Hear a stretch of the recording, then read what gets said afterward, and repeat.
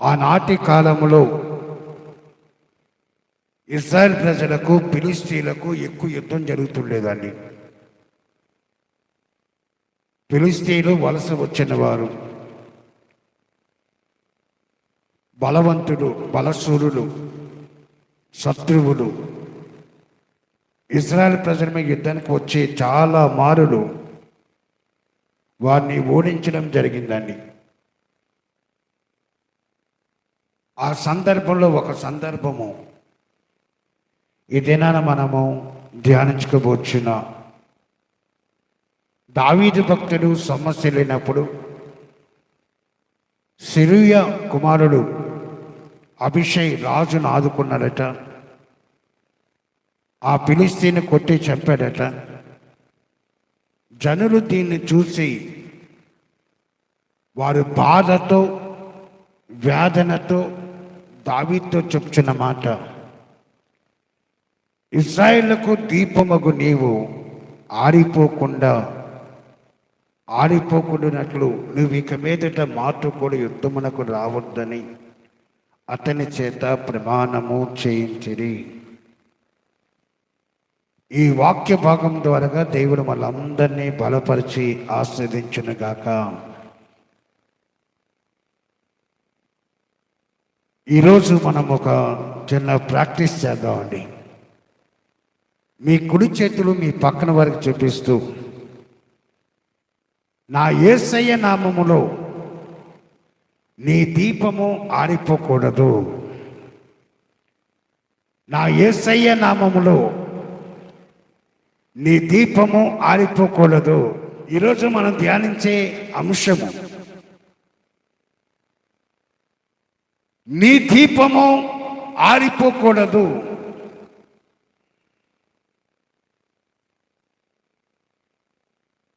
ఇంటికి ఇల్లాలు ఏంటండి? ఇంటికి ఇల్లాలు కుటుంబానికి యజమానుడే దీపం, యజమానురాలే దీపం. ఈ భాగం ద్వారా దేవుడు మనందరినీ కూడా ఈరోజు మండించునుగాక. ఆమె రాలేదమ్మా. తన వాక్యముతో మనందరినీ పురుగొడిపి బలపరచునుగాక. కీర్తనలు ఏమంటే 18 కీర్తనలో, నా దీపము వెలిగించిన వాడవు నీవే. 18వ అధ్యాయము 28వ వచనములో, నా దీపము వెలిగించువాడవు నీవే, నా దేవుడైన యెహోవా చీకటిని నాకు వెలుగుగా చేయను. చాలండి. కొడుకు ఏమంటాడంటే, జ్ఞాని అయిన సొలొమోను గారు, నరుని ఆత్మ యెహోవా పెట్టిన దీపము, నరుని ఆత్మ యెహోవా పెట్టిన దీపము. ఇది నన్ను పరిశుద్ధుడని చెప్పి తన వాక్యం ద్వారా మాట్లాడుచున్నాడు. మన దీపాలు వెలుగుతూ ఉండాలటండి. అవి ఎప్పుడు కూడా ఆరిపోకూడదట. దావీదు భక్తుడు ఎంత చక్కగా తన యొక్క ఇశ్రాయేలు ప్రజలు అందరూ అంటున్నారంటే, నాయనా నువ్వు ఎంత గొప్పవాడవో తెలుసా, నీవు మాకు ఒక దీపం వంటి వాడవు. నీ దీపము ఆరిపోతే మేము ఆరిపోయినట్టే. నీ దీపము చల్లారిపోతే మేమును చల్లారిపోయినట్టే. నువ్వు వెలుగుతూ ఉండాలి, మమ్మల్ని వెలిగిస్తూ ఉండాలి. ఈరోజు దేవుని యొక్క సన్నిధిలో కూర్చున్న ప్రియ దేవుని యొక్క సంతానమా, మీ వంశానికి మీరే దీపాలు. మీరు ఏ ఇంటి పేరైతే కలిగి ఉన్నారో, ఏ ఇంటి పేరైతే మీరు ధరించున్నారో, ఆ ఇంటికి మీరే దీపాలనే విషయం సత్యం ఎరిగి, మీ దీపాలు వెలుగుతూ ఉంటే మీ ఇల్లంతటికి వెలుగుగా ఉంటుంది. మీ దీపాలు ఆరిపోతుంటే మీ ఇల్లంతటికి మీరు ఆరిపోయే దీపం మాదిరిగా, వెలుగునివ్వని దీపం మాదిరిగా ఉంటారు. ఫర్ ఎగ్జాంపుల్ బెనుగు రాము ఏమనుకోవాలి తెలుసా? నా ఇంటికి యజమానులకు బెనుగు రామును నేను ఒక దీపు వంటి వాడను. ఆ దీపము నేను ప్రకాశవంతమైన దీపంగా ఉంటే నా కుటుంబము ప్రకాశవంతమైన కుటుంబంగా ఉంటుంది.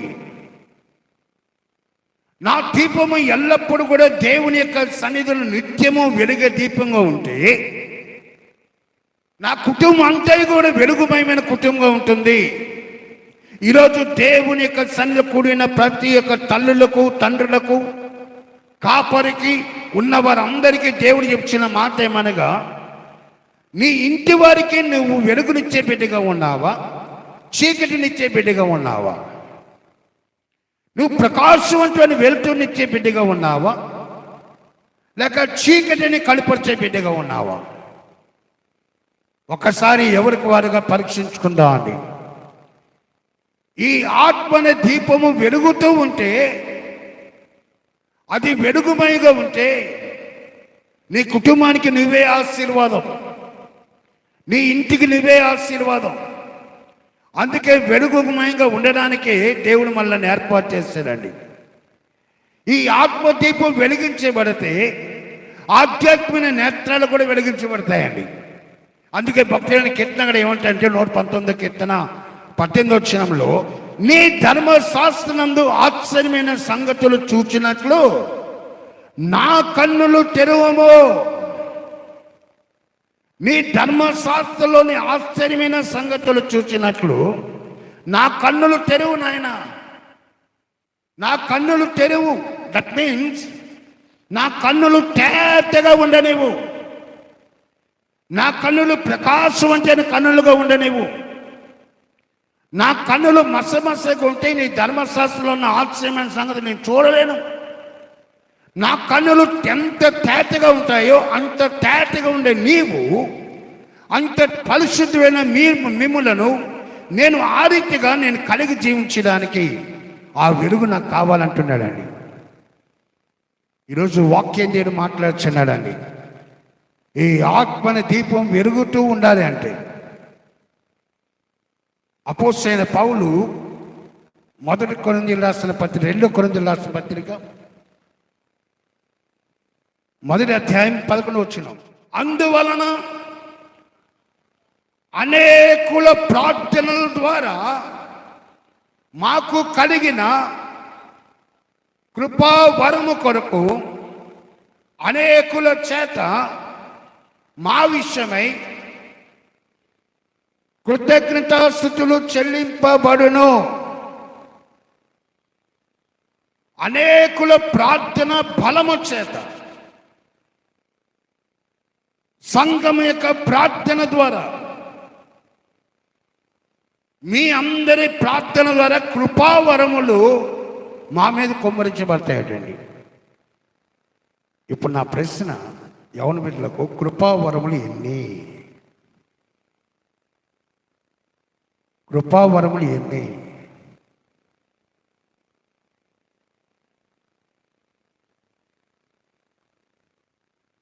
పోనీ రెఫరెన్స్ ఎక్కడ ఉంది?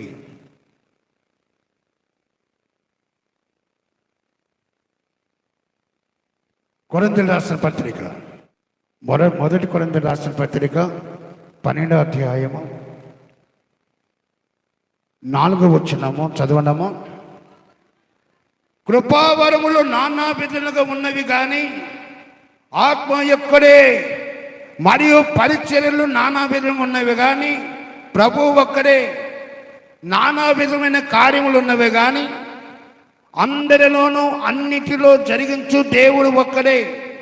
ఆయనను అందరి ప్రయోజనం కొరకు ప్రతి వానికి ఆత్మ ప్రత్యక్షత అనుగ్రహించబడుచున్నది. ఎలాగనగా ఒకనికి ఆత్మ మూలంగా బుద్ధి వాక్యము నెంబర్ 1. రెండోది, మరి ఒకనికి ఆత్మను అనుసరించిన జ్ఞానవాక్యమును, మరి ఒకనికి ఆ ఆత్మ వలనే విశ్వాసమును, మరి ఒకనికి ఆ ఒక్క ఆత్మ వలనే స్వస్థపరచు వరములను, మరి ఒకనికి అద్భుతమైన కార్యములు చేయు శక్తిని, మరి ఒకనికి ప్రవచన వరమును, మరి ఒకనికి ఆత్మల వివేచనయు, మరి ఒకరికి నానా విధ భాషలను, మరి ఒకరికి భాషల అర్థము చెప్పు శక్తియు అనుగ్రహించబడి ఉన్నవి. కృపావరములు 9 అండి. కృపావరములు 9: బుద్ధి వాక్యము, జ్ఞానవాక్యము, విశ్వాసము, స్వస్థపరచు వరము, అద్భుతములు, ప్రవచన వరము, వివేచన, నానావిధ భాషలు మాట్లాడుట, అర్థములు చెప్పు శక్తిని ఇచ్చుట. ఈరోజు ఆత్మదీపం ఆరిపోతే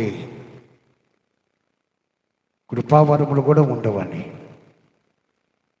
ఈ ఆత్మదీపం కానీ చల్లారిపోయింది అనుకోండి, కృపావరములు లేని కుటుంబంగా మనం మార్చబడతాం.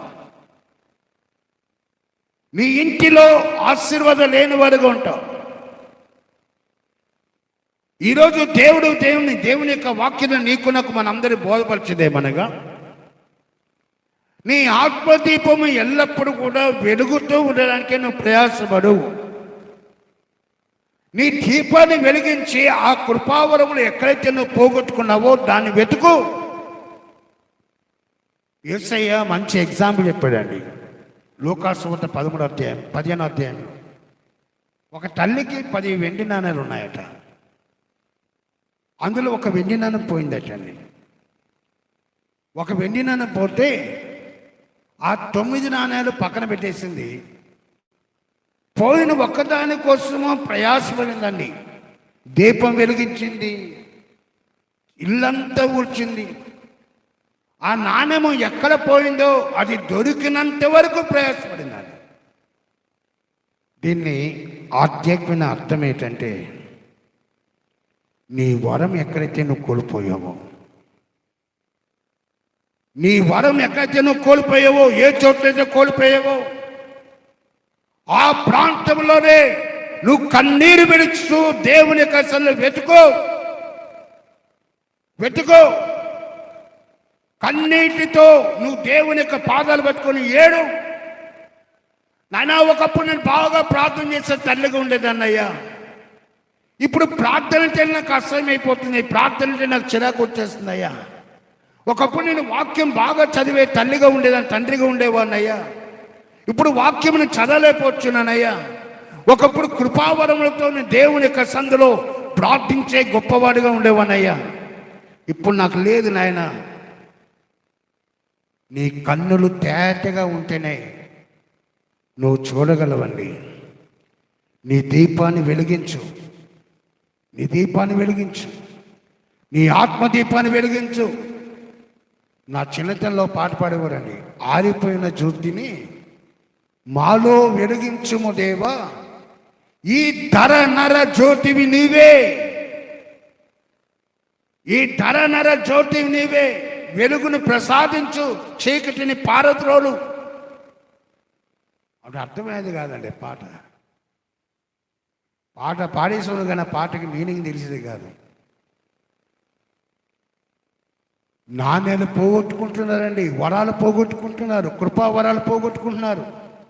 వెతికే సన్నివేశాలు లేవు. పోతే పోనే, మాకు అవసరం లేదు. మా ఉదర పోషణతో మేము ప్రయాసపడుతున్నది చాలు.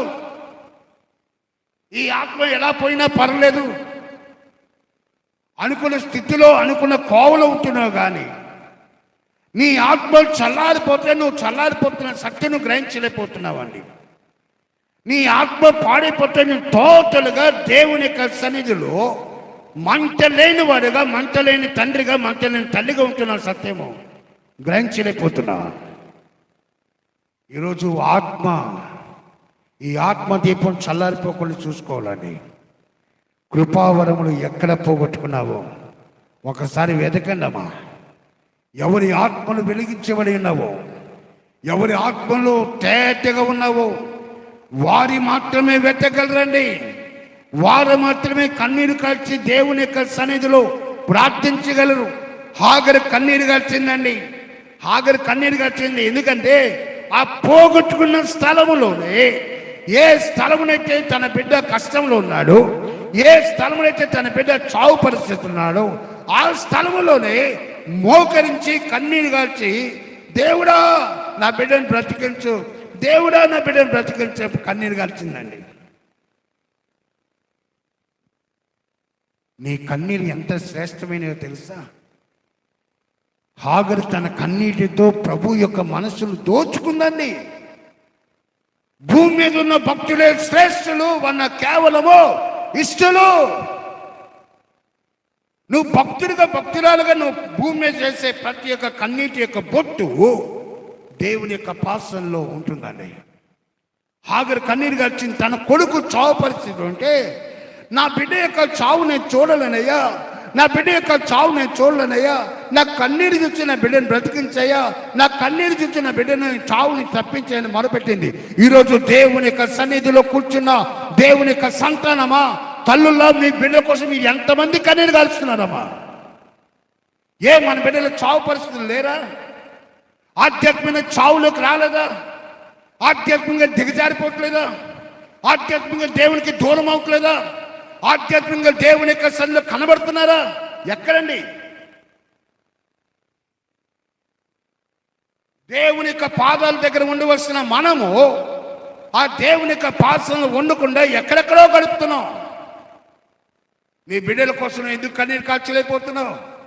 వారు ఎలా పోతే నాకేంటి, పోతే వదిలేస్తున్నామా? కానీ ఒక దినాన నీవు నేను లెక్క చెప్పాల్సి ఉంటుంది.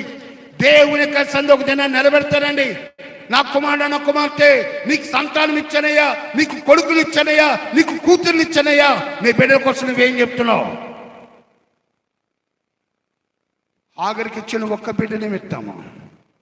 ఏడ్చింది, నాయన నా బిడ్డ చావు నేను చూడలేనయ్యా, నా బిడ్డను బ్రతికించు నాయన, నా బిడ్డను బ్రతికించయ్యా. నేను ఆత్మ దీపం నాది వెలుగుతూ ఉంది కాబట్టి, నా ఆత్మదీపం వెలుగుతుంది కాబట్టి నా బిడ్డ కోసం నేను కాచే కన్నీటిని చూడు నాయన, నా బిడ్డ కోసం నేను కాచే కన్నీరు చూడు, నా బిడ్డను బ్రతికించమని ఏడ్చింది కాబట్టి ఆ ఇస్మాయేలు సంతానం నుంచి 12 మంది రాజును దేవుడు రప్పించాడని. కన్నీటి యొక్క ప్రతిఫలం అది, కన్నీటి యొక్క ప్రతిఫలం అది. నా బిడ్డ బాగున్నాడు కదా, నా బిడ్డ పుష్టిగా ఉన్నాడు కదా, నా బిడ్డ కోసం నేను ప్రార్థన చేయవలసిన అవసరం లేదు. 3 పూటలు అన్నం పెడుతున్నాం, 3 పూటలు వాడికి ఇవ్వాల్సిన చదివిస్తున్నాం, వాడి కోసము అన్ని రకాలైన పాలసీలు చేస్తున్నాం.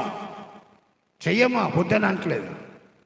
కానీ నీ బిడ్డ ఆధ్యాత్మిక స్థితి నీ చేతిలోనే ఉంది. నీ బిడ్డ ఆధ్యాత్మిక స్థితి నీ చేతిలో ఉంది. ఆధ్యాత్మికంగా ఎంత బలంగా ఉంటాడో నీ బిడ్డ అంత బలమైన కుటుంబంగా మార్చబడుతుంది. నీ ఆత్మ ఎంత సజీవంగా ఉంటుందో, నీ ఆత్మ ఎంత బలంగా ఉంటుందో, నీ ఆత్మ ఎంత పుష్టిగా ఉంటుందో, నీ సంతానం కూడా అటువంటి పుష్టిగా ఉంటుందండి. అందుకే ఈ ఆత్మస్థితి కోసం నువ్వు కన్నీరు గార్చాలి. నాయనా, నా ఆత్మ దీపము చల్లారిపోకుండా నన్ను స్థిరపరచు నాయన, నన్ను స్థిరపరచు నాయన. దావీదు కన్నీటితో ప్రార్థన చేశాడండి.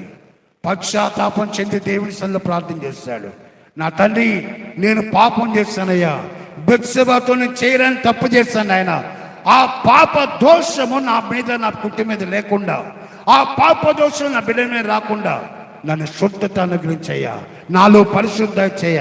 ఆ దినాన్ని కన్నీరు కార్చబోతే, ఆ దినాన్ని ప్రభు యొక్క పాదాలు పెట్టుకొని బతిమాలపోతే ఈరోజు దావీదు కోసం మాట్లాడేవాడు కాదండి. దావీదు యొక్క సంతానం నుంచి ప్రభుని యేసయ్య ఈ లోకానికి వచ్చేవాడు కాదు. ఆ రోజు ఆయన కన్నీరు కార్చాడు కాబట్టి, తన జీవితం దేవునికి సమర్పించుకున్నాడు కాబట్టి, తన బ్రతుకుని దేవునికి సమర్పించుకున్నాడు కాబట్టి, నన్ను పరిశుద్ధపరచు, నా కుటుంబాన్ని పరిశుద్ధపరచు, నా పాపాన్ని, నా మాలిన్యాన్ని తీసేనాయన. ఇర్మియా కన్నీరు కార్చే ప్రార్థన, దివారాత్రము నా కన్ను. ఇర్మియా గ్రంథం 9వ అధ్యాయం 1వ వచనం. చూడండి ఒకసారి, ఇర్మియా గ్రంథం 9వ అధ్యాయం 1వ వచనం. నేను దివారాత్రము కన్నీరు విడిచినట్లు నా తల జలమయముగాను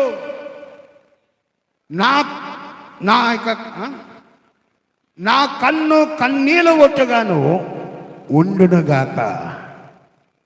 ప్రవక్తని ఇర్మియా గారు, విలపించే ప్రవక్తను, ఎప్పుడు ఏడిపోయింది, బతుకత్తి ఏడిపోయింది. ఈయన సుఖం లేదండి. అసలు ప్రభు నువ్వు నన్ను ఎందుకు ఏర్పాటు చేసుకున్నావయ్యా? ఎప్పుడు నా జీవితం అంతా ఏడిపోయినా, వీళ్ళు నాకు కడుపున పుట్టిన బిడ్డలా, వీరి కోసం నన్ను ఏడమని చెప్తున్నావు. వీళ్ళు నేను గర్భం దాల్చానా? ఈ యూదా జనాంగం కోసం, ఇజ్రాయెల్ ప్రజల కోసం, వీరి కోసం నన్ను ఏడమని చెప్తున్నావు. వారు తప్పులు చేస్తే నేనేం చేస్తానయ్యా? వారు పొరపాట్లు చేస్తే నేనేం చేస్తానయ్యా? వారి కోసం రోధించమన్నావు. దేవుని సన్నిధిలో కన్నీరు కలిసి ప్రార్థించాలండి. రోదన ధ్వనితో ప్రార్థించాడు. నా తండ్రి, వీరందరినీ కాపాడినైనా, వీరందరినీ రాజ్యానికి వారసులుగా మార్చు, వీరందరినీ సందుకొచ్చి రీతిగా మార్చు. ఈరోజు దేవుని యొక్క సంగమా, మీ ఆత్మ వెలుగుతూ ఉంటే నువ్వు కన్నీరు కాల్స్తూనే ఉంటావు. నీ ఆత్మ వెలుగుతూ ఉంటే నీలో మంట వస్తుందండి, నీలో మంట రేగుతుంది. నీ ఆత్మ వెలుగుతూ ఉంటే నువ్వు భారం కలిగిన బిడ్డగా మార్చబడతావు. నువ్వు ఆత్మ వెలుగుతూ ఉంటే నువ్వు ఒక కొరివిగా మార్చబడతావు. తెలుసా? ఈ ఆత్మ వెలుగు లేదండి. ఏదో వచ్చేస్తున్నాం, పాడేస్తున్నాం, వెళ్ళిపోతున్నాం. మేము క్రైస్తవులు కాబట్టి ఈ కోవలు మాకు ఉండాలి. ఇంకా పిల్లకాయలాగా ఉన్నా కానీ ఆధ్యాత్మిక డెవలప్మెంట్ లేదండి. నీ ఆత్మ తేటగా లేదు, నీ కన్ను తేటగా లేదు, నీలో భారం లేదు, నీలో బాధ్యత లేదు, నీలో మంట లేదు. మంట రావాలంటే దేవుని దగ్గర ఏడవాలండి. ప్రభా, నా ఆత్మను వెలిగించయ్యా, నా ఆత్మను వెలిగించయ్యా, నేను చల్లారిపోతున్నానయ్యా. దేవుని యొక్క వాక్యం చెప్తే నువ్వు ఉంటే వెచ్చగా నుండు, లేకపోతే చల్లగా నులివెచ్చని స్థితి మాకొద్దు. మనమేమన్నామంటే, నాయనా నేను వెచ్చగా ఉన్నాను, నాయనా నేను చల్లగా ఉన్నాను, కానీ నేను నులివెచ్చని స్థితిలో ఉంటాను, నాకు అది చాలు నాయనా. ఎటు తిరిగితే అటు తిరిగే జీవితం కలిగి ఉంటాను, నాకు అది చాలు అని చెప్పి ఆ స్థితిలో ఉన్నామండి. వాక్యంలో మాట్లాడుచున్నాడు. యాకోబు, నువ్వు ఎంత వరకంటే ఈ రీతిగా ఉంటావో అంతవరకు నీ జీవితం ఆశీర్వాదం లాభయ్యా. నువ్వు ఎబ్బోకడే దగ్గరకు వచ్చాయి, ఎబ్బడో దగ్గర వచ్చాయి, నువ్వు కన్నీరు కాచు, మోకరించు, గోచాడు. ఒంటరి తనముతో తన జీవితంలో సమాధానం లేక, నెమ్మది లేక, ఆ ఎబ్బోకరేదల చీకటిలో ప్రభు యొక్క పాదాలు పట్టుకున్న ఆయన, ఈ రాత్రి నేను ఆశ్రయిస్తాడు కానీ నేను నిన్ను విడిచిపెట్టనయ్యా. ఈ రాత్రి తాడో పేడో తెరిపోను ఆయన. ఉంటే నేనేనుండాలి అయ్యా, నీ సన్నిధి నాతో ఉంచానైనా, నన్ను బాగు చేయనైనా, నా స్థితిని మార్చునైనా, నా పరిస్థితిని మార్చయ్యా. నా ఆత్మ నేను బయటికి భక్తిగా కనబడుచున్నాను కానీ నీ శక్తిని ఆశ్రయించిన బిడ్డగా ఉన్నానయ్యా. బయటికి భక్తి గలవాడుగా ఉన్నాను కానీ నీ ఆత్మ లేని వాడుగా ఉన్నానయ్యా. నీ పరిశుద్ధి నాకు దయచేయమని ఆ రాత్రి కానీ ఎబ్బోగేదా యాకోబు ప్రార్థన చేయకపోతే ఇశ్రాయేలుగా మార్చబడేవాడు కాదు. ఎందుకోసం దేవుడు నేను ఏర్పాటు చేశాడు తెలుసా? ఎక్కడున్న గొంగలు ఎక్కడ ఉండడానికి కాదండి. 10 సంవత్సరాల క్రితం ఉన్నావు, ఇప్పుడు అలాగే ఉండడానికి కాదు దేవుడు నేను ఏర్పాటు చేసింది. మారు,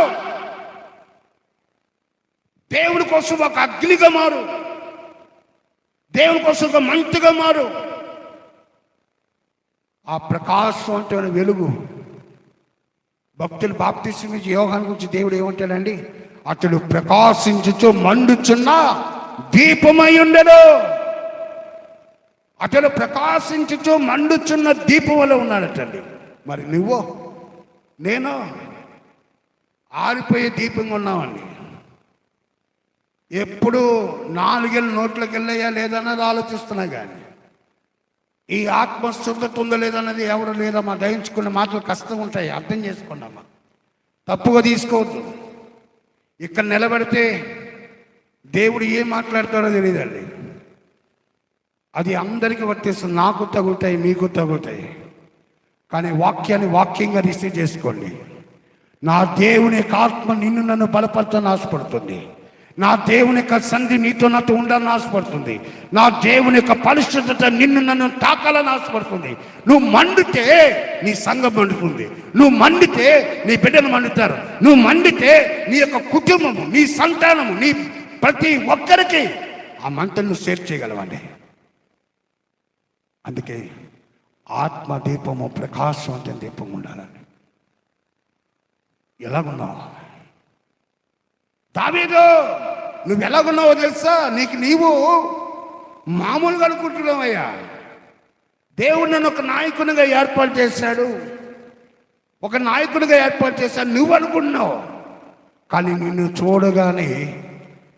చూడగానే నీలో ఉన్న తేజస్సు, నీలో ఉన్న మహిమ, నీలో ఉన్న ప్రభావము, నీలో ఉన్న ప్రార్థన శక్తి, నీలో ఉన్న ఆరాధికుడు, నీలో ఉన్న భక్తి, నీలో ఉన్న ప్రతి ఒక్క కార్యం మేము చూస్తున్నామయ్యా. కనుక నీ దీపం మారిపోకూడదు. నువ్వు నూరేండ్లు కలకాల సుఖం ఉండాలయ్యా. ఈరోజు వాక్యం ద్వారా మాట్లాడుచున్నాడని ఆ సాక్షిని సంపాదించుకుంటున్నావా? ఆ సాక్షి నీకుందా? నీ దీపం వెలిగితే ప్లస్ పాయింట్ ఏం తెలుసామా? ప్లస్ పాయింట్ ఏం తెలుసా? రూబెన్, వెళ్ళకూడని స్థలాలకు నువ్వు వెళ్ళవు తెలుసా? మన దీపాలు వెలిగితే వెళ్ళకూడని స్థలాలకు మనం వెళ్ళమండి. చూడకూడని వాటిని మనం చూడం, చేయకూడని పనులు మనం చేయం. దేవునికి అయిష్టత కలిగించిన మొత్తం తాకం. ఇది నా దేవునికి విరుద్ధమైనదే, ఇది నా దేవుడు నచ్చనిదే, ఇది నా దేవుని యొక్క నామానికి అవమానం కలిగించేది. కనుక నేను ఆ పాపపు జోలికి వెళ్ళను. మన దినాన కలిపి అక్కడ సాంతన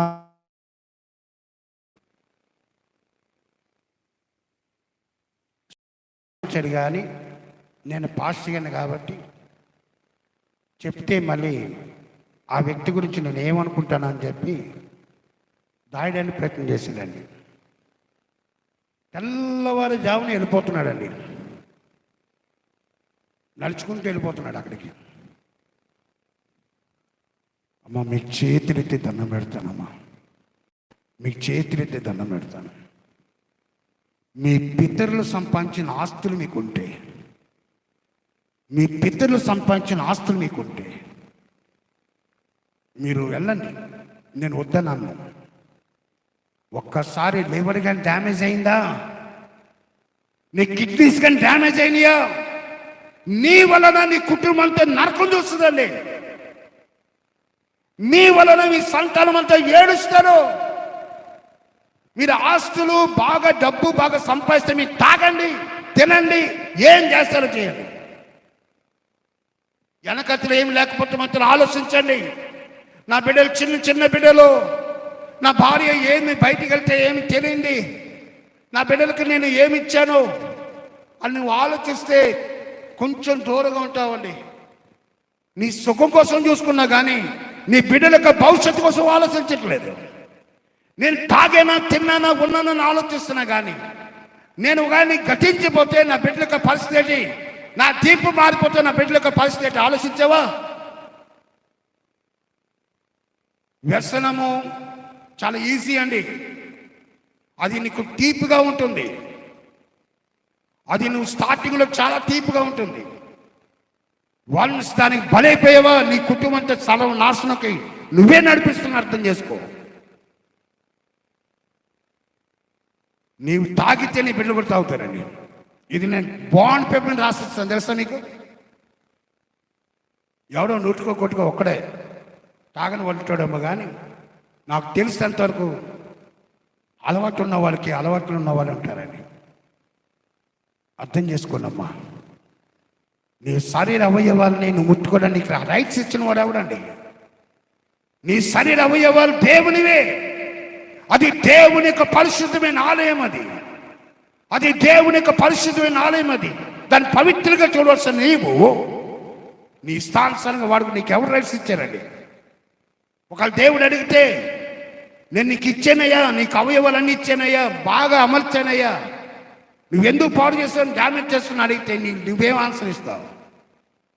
ఇది చిన్న దగ్గర పాస్టర్ గారు దీనివల్ల ఏం ప్రమాదం లేదని చెప్పి అన్న తండ్రులు ఉన్నారండి, అన్నదమ్ములు కూడా ఉన్నారు, సహోదరులు ఉన్నారు. చిన్నదవుని పెద్దదవుని అండి. మీ జీవితానికి నాశనం కలుగజేసే దాన్ని మానుకోవడం మంచిది. అర్థం చేసుకోండి. ఇటువంటి మాటలు చెప్తే పాస్టర్ చేదైపోతాడండి. చేదైపోయినా దేవుని స్తోత్రం.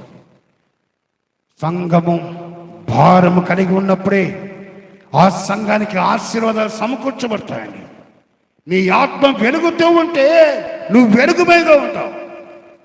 అందుకే వెళ్ళకూడని స్థలాలకు నువ్వు వెళ్తున్నావా, నీ ఆత్మదీపం ఆరిపోయిందని అర్థం. చూడకొని వాటిని చూస్తున్నావా, నీ ఆత్మదీపం ఆరిపోయిందని అర్థం. చేయకుండా పనులు చేస్తున్నావా, నీ ఆత్మదీపం ఆరిపోయిందని అర్థం. ఎక్కడైతే దేవునికి అయిష్టత ఉందో, అయిష్టకరమైన స్థలంలో నువ్వు నివాసం చేస్తున్నావో అది దేవునికి ఇష్టం లేదని అర్థం. అందుకే కీర్తకుడు అంటాడు, దుష్టుల మార్గమున దుష్టుల ఆలోచన నడవక, పాపుల మార్గం నిలవక, అపహాస్యులు కూర్చుండక. 3 విషయాలు చెప్పాడండి. దుష్టులు, పాపులు, అపహాసకులు.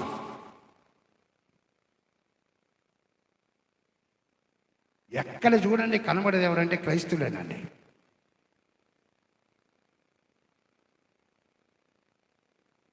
మొన్న ఒక తల్లి అంటుందండి, పాస్టర్ గారు మా ఆయన ఎక్కువ తాగాడండి, కొంచెం తాగుతాడు ఎక్కువ తింటాడండి, కొంచెం తాగుతాడు ఎక్కువ తింటాడటండి. సరదాగా ఉంటుందమ్మా, కానీ హాస్పిటల్ పాలైన తర్వాత ఆ కష్టం ఎలా ఉంటుందో మీకు తెలియదు, ఆ శ్రమ ఎలా ఉంటుందో మీకు తెలియదు.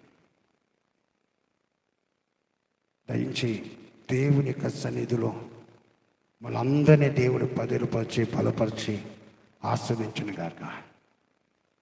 అందుకే అపోస్తలుడైన పౌలు ఏమంటాడంటే, తెస్సలోనికి రాసిన పత్రిక 5వ అధ్యాయము 19వ వచనం, ఆత్మను ఆర్పకుడి. ఏం ఆర్పొద్దన్నాడండి? ఆత్మను ఆర్పకుడి.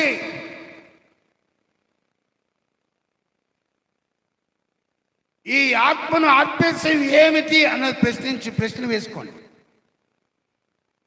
నా ఆత్మను ఆర్పేసేవి ఏమిటి? వ్యర్థమైన సంభాషణ ఆత్మను ఆర్పేస్తుందండి. దుష్ట సాంగత్యము ఆత్మను ఆర్పేస్తుంది. దుష్ట సాంగత్యం మంచి నడవడిని చెడుపును. ఈరోజు దేవుని యొక్క వాక్యం ద్వారా అపవిత్రమైన తలంపులు కలిగిన వారినట్లయితే నీ ఆత్మ ఆరిపోతున్నాడు. అపవిత్రమైన తలంపులు ఇచ్చేవాడు సాతానులు మాత్రమే. నీ ఆలోచనలు పవిత్రంగా ఉన్నాయా, నువ్వు కొంతకాలం బ్రతుకుతావు. నీ ఆలోచనలు సరిగా లేవా, కష్టమేనండి. చంద్రమండలానికి వెళ్ళాలంటే 2 నెలలు పడుతుందండి. మన మనసు చంద్రమండలికి వెళ్ళాలంటే ఎన్ని నెలలు పడుతుందండి? ఎన్ని నెలలు పడుతుంది? 1 సెకండ్ చాలు. ఇప్పుడు యోబు నేను చంద్రమండలిలో అడుగు పెట్టాను, పాదం మోపానని తన మనసులో అనుకుంటే ఆల్రెడీ మోపినట్టే. అవునంటాడు కదంటారా? తన మనసులో ఊహిస్తే చాలండి, నేను చంద్రమండలికి వెళ్ళిపోయాను, పాదం మోపేసాను, అక్కడ నేను నడుస్తున్నాను అన్న తలంపు వస్తే మ్యాక్సిమం ఉన్నట్టే. అక్కడ మనసు చాలా వేగంగా పరిగెడుతుందండి. అంటే దేవుని యొక్క ప్రభావం ఎంత గొప్పదో ఆలోచించండి. నీ ఆలోచన దేవుడు ఎంత బలంగా చేసేది ఆలోచించండి. అంత మంచి ఆలోచన దేవునికి ఇస్తే ఆ దేవుని కోసం వినియోగించవలసిన మన ఆలోచనలు అపవిత్రమైన వాటి కోసము, అనేకమైన ఈ లోకరీతిగా ఉండే వాటి కోసం వినియోగించినవే ఎంతవరకు న్యాయం అండి? నీ ఆత్మను ఆర్పివేసేవి నీ ఆలోచనలు కూడా అండి. అపవిత్రమైన తలంపులు ఉంటే నీ ఆత్మను ఆరిపోతుంది. మరి ఆత్మను మండించేవేంటి? వాక్యము, ప్రార్థన, దేవుని యొక్క సన్నిధి, దేవుని యొక్క ఆరాధించడము, ఇవన్నీ కూడా నీ ఆత్మను బలపరుస్తాయండి. అందుకే యేసు ప్రభు కొండ మీద ప్రసంగంలో ఏమంటారంటే 6వ అధ్యాయం మత్తయి సువార్త 6వ అధ్యాయం 22వ వచనములో, నీ దేహమునకు దీపము నీ కన్నే గనుక నీ కన్ను తేటగా ఉంటే నీ దేహమంతయు వెలుగుమయంగా ఉంటుందటండి. నీ దేహమునకు దీపము నీ కన్నే, నీ కన్నే.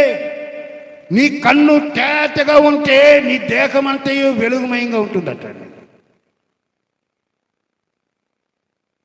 తేటగా ఉంటే మనం ఎంత దూరమైనా మనం చూడగలమండి. తేటగా లేనివాడు వాక్యము తేటగా ఉంటే వాక్యం చేతను ఒప్పించబడతావు. వాక్యం చేత ఒప్పించబడతావు అండి. వాక్యం చెప్పినప్పుడు వాక్యంలో ఉన్న మర్మాలను గ్రహించగలవు.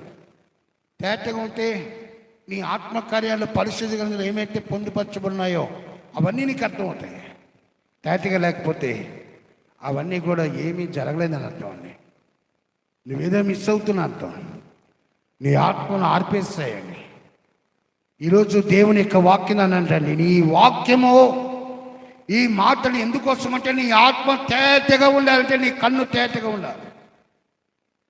నీ దేహమునకు దీపం నీ కన్నే, నీ కన్ను తేటగా ఉండాలి. అందుకే పేతురు యోహాను కుంటి భిక్షకుంటే ఏమంటాడండి, వారి దగ్గర నుంచి ఏమైనా దొరుకునేమో అని వారి వైపు తేరి చూచి అంటే కన్నులు గుడ్లు అప్పగిని చూసేటండి వారి దగ్గర నుంచి ఏం దొరుకుతుందని చెప్పి తేరి చూచువారు.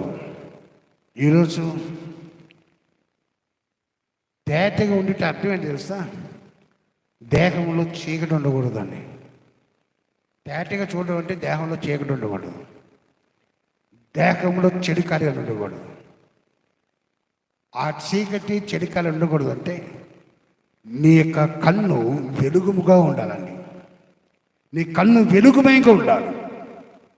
అసతోమ సద్గమయ అంటే అసత్యము నుండి సత్యములోనికి, తమసోమ జ్యోతిర్గమయ అంటే చీకటి నుండి వెలుగునకు, మృత్యుర్మ అమృతాంగమయ అంటే మరణం నుండి జీవమకు. ఈ వాక్యం ఎక్కడుందండి? 1 పేతురు 2వ అధ్యాయం 9వ వచనంలో ఉందండి.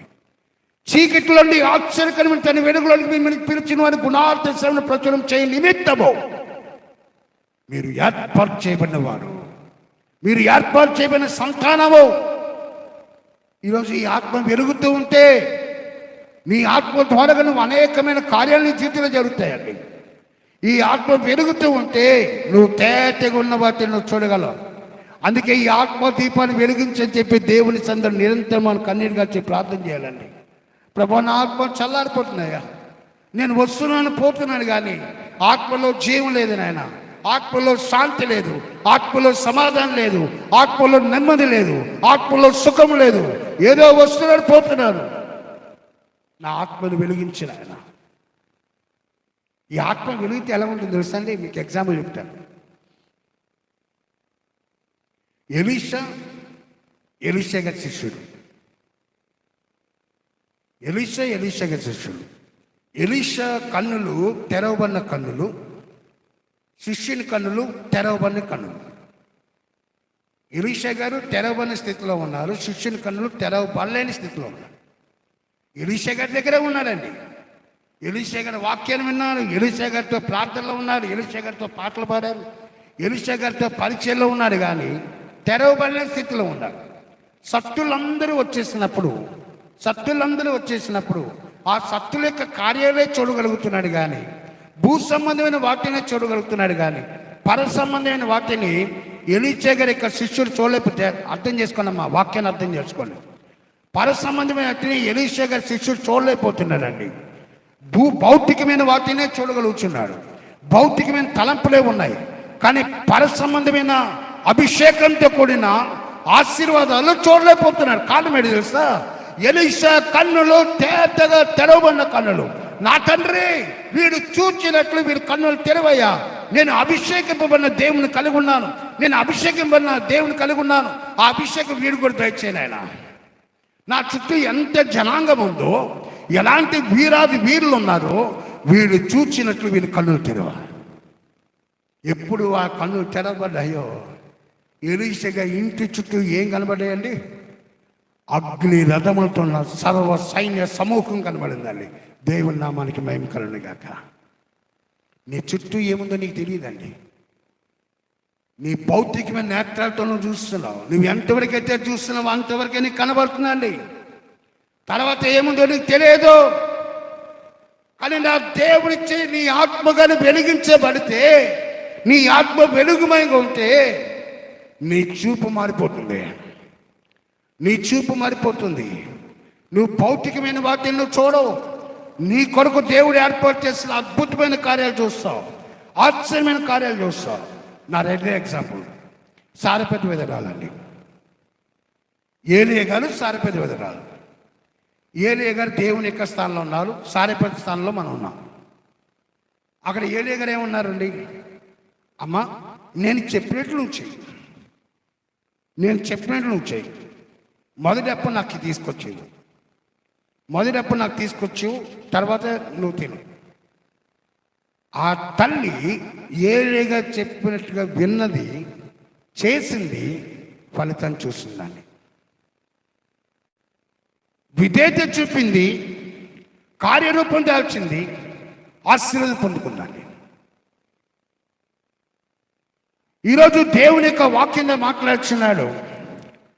ఈ సారెపతి విధురాలు ఒకవేళ కానీ ఏలియా గారి అయ్యా, నేను నా బిడ్డ చావడకు ముందు తినేసి మేము చనిపోదాం అనుకున్నాం, నువ్వు వచ్చి నువ్వెవరో మాకు తెలియదు, నువ్వు ఎక్కడి నుంచి వచ్చావు మాకు తెలియదు, నేను మీకు పెట్టాం అని అనుంటే ఈరోజు సారెపతి తల్లి గురించి మనం మాట్లాడుకోండి.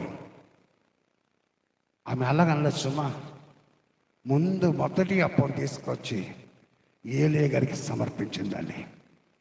దేవుని యొక్క వాక్యం చెప్తుంది, మీరైతే ఆయన రాజ్యమును నీతినే మొదట వెతుకుడి, అప్పుడు అవన్నీ మీకు అనుగ్రహించేవాళ్ళం.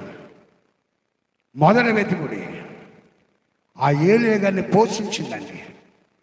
నేను నా కొడుకు చచ్చిపోయిన పర్లేదు, నా ఇంటికి అతిథిగా వచ్చిన వారు సుఖంగా ఉండాలి, నా ఇంటికి అతిథిగా వచ్చిన వారు సమాధానంతో వెళ్ళాలి అని ఆశించింది, కోరింది, కనుక పోషించిందని.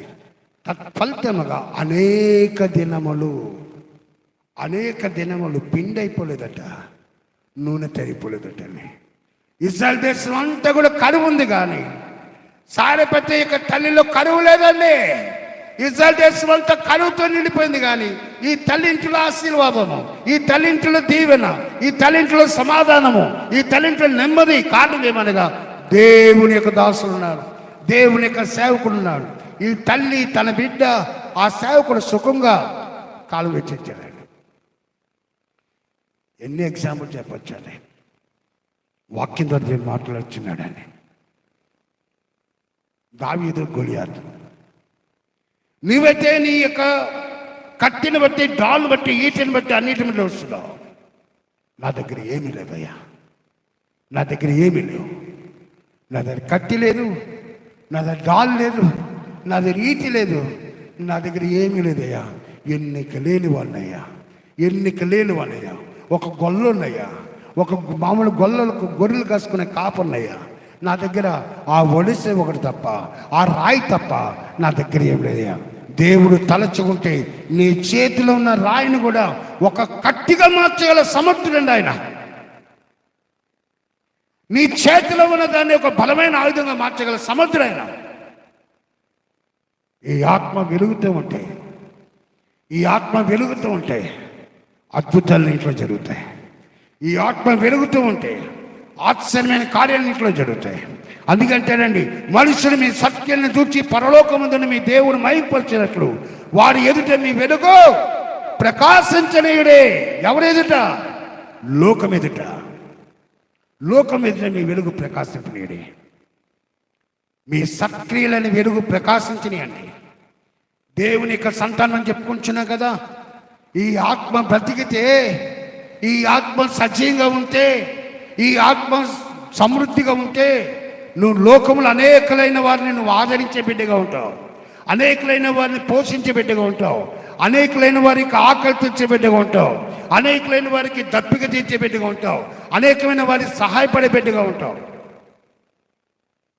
ఈ ఆత్మ పెరుగుతూ ఉండాలని నువ్వు చూసి చూడనట్టుగా ఈ ఆత్మ కోసం తపన లేదండి, భారం లేదండి.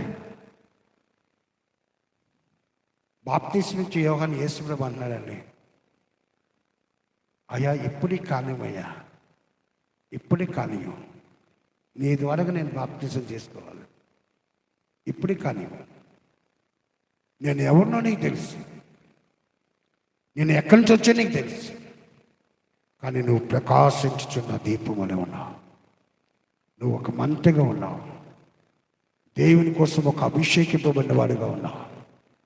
ఈరోజు నీ ఇంటికి నువ్వే దీపం అని. నా దేవుని యొక్క సంగమా, మీ ఇంటికి మీరు ఒక దీపంగా మారిపోండమ్మా. మీ ఇంటికి ఒక దీపంగా మారిపోండి. మీ వెలుగులో అందరూ నడవాలండి. మీ వెలుగులో అందరూ నడవాలి. దీపము వెలగాలంటే ఏమవసరమా? హలో, దీపం వెలగాలంటే ఏమవసరం? నూనె అవసరం. నూనె వాక్యమై ఉన్నది. నూనె పరిశుద్ధాత్మకు సాదృశ్యంగా ఉంది. నువ్వు మోకరించి ప్రార్థించిన కొలది ఆ నూనె విస్తారమవుతూ ఉంటుందండి. అమ్మా, నీ గదిలోకి వెళ్ళు, నీ బిడ్డలు ఇద్దరిని తీసుకొని వెళ్ళు. అయ్యా, నీ కాలికొండలో నీ నూనె ఎత్తిపోయు, కాలికొండ నూనె ఎత్తి పోస్తూ ఉంటే నింపబడుతున్నట్టండి. ఎత్తి పోస్తూ నింపబడుతున్నట్ట. నీ నూనె తరిగిపోదమ్మా, నీ నూనె తరిగిపోదు. నువ్వు ఎంతగా ప్రార్థన చేస్తుంటావో, ఎంతగా దేవుని సన్నిధిలో విజ్ఞాపన చేస్తుంటావో, ఎంతగా మనవి చేస్తుంటావో, అభిషేకం నీ ఇంట్లో కుమ్మరించబడుతుంది. ఆశలు ఇంట్లో కుమ్మరించబడతాయి. నీ బిడ్డలు గొప్ప శక్తి గల బిడ్డలుగా మార్చబడతారు. నువ్వు తలపెట్టే కార్యాలు అద్భుతమైన కార్యాలుగా మార్చబడతాయండి. నూనె వృధా చేస్తున్నాడమ్మా. దీపం వెలగాలన్న ఆశ ఉంది, కానీ నూనె ఖర్చు పెట్టడానికి ఇష్టపడలేదు. మీరు దీపం వెలగాలన్న ఆశ ఉంది, కానీ ఆ ఒట్టె సరి చేయట్లేదండి. ఒట్టెలో మలినం ఉంటేనే ఒట్టెలు వెలిగించేస్తున్నారండి. ఒట్టెలో మలినం ఉంటేనే దీపాలు వెలిగించేస్తున్నారు. ఆ ప్రకాశం అంటే దీపం ఉండదండి. ఒట్టెలో మలినం ఉన్నంత వరకు ఆ మలినమైన దీపంగానే ఉంటావు. నువ్వు ఎంత పెద్దదానివ్వవు, ఎంత పెద్దవాడివ్వవు, ఏమవు. దేవుని యొక్క సన్నిధిలో వాక్యం దేవుడు మాట్లాడుతున్నాడు. నువ్వు మలినమైన బిడ్డగా ఉండాలనుకుంటే అది నీ చేతిలో ఉంది. లేదు, నేను ప్రకాశవంతమైన బిడ్డగా ఉండాలి, నా కుటుంబానికి వెలుగుమయంగా ఉండాలి, నా సంతానం వెలుగుమయంగా ఉండాలి, నా వెలుగులో అందరూ నడవాలని ఆశ్రయికుంటే ఈరోజు దేవునితో మాట్లాడుతున్నాడమ్మా. నువ్వు దేవుని కోసం ఒక వెలుగుమయంగా మారు. నీ దీపం వెలుగులో అందరూ దీపము కొంచెం కింద పెట్టరు, కానీ అది అందరికి, ఇంటి వారందరికి వెలిగించడానికై దీప స్తంభం పైన పెట్టుదురు. నిన్ను చూసి నీ కొడుకులు చెప్పాలండి, నిన్ను చూసి నీ కూతురు చెప్పాలి, నిన్ను చూసి మీ కోడలు చెప్పాలి. అయ్యో, నా అత్త మామలు ఒక దీపం వల్లే ఉన్నారు, అయ్యో నా తల్లిదండ్రులు ఒక దీపం మాదిరిగా ఉన్నారు, మా ఇల్లంతటికి వారే వెలుగు.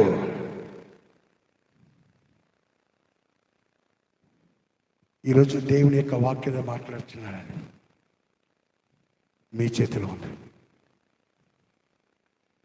ఉంది. వెలగాలన్నా మీ చేతిలో ఉంది, ఆరిపోవాలన్నా మీ చేతిలో ఉంది. అపోస్తలుల కాలం 20వ అధ్యాయం చదువుకున్నామండి. అక్కడ అనేక దీపములు చదవనమ్మా. 7వ వచనం, 8వ వచనము, 27, 8 వచనాలు. ఆదివారమున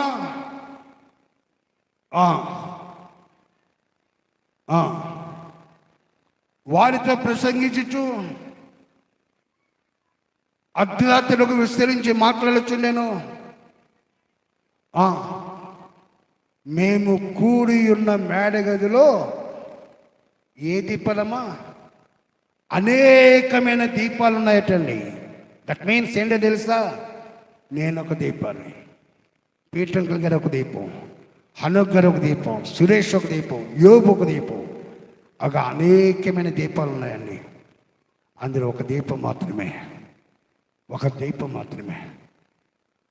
ఆ కిటికీ మీద కూర్చొని నిద్రపోతున్నాడండి. కిటికీ మీద కూర్చొని కాని స్థలంలో కూర్చొని నిద్రపోతున్నాడు, కాని చోటు కూర్చొని నిద్రపోతున్నాడు. అందుకే మరణం చూచాడండి. దేవుని యొక్క వాక్యం కింద ప్రియ దేవుని యొక్క సంగమ, ఇక్కడ అనేకమైన దీపాల్లో నేను ఒక దీపాన్ని.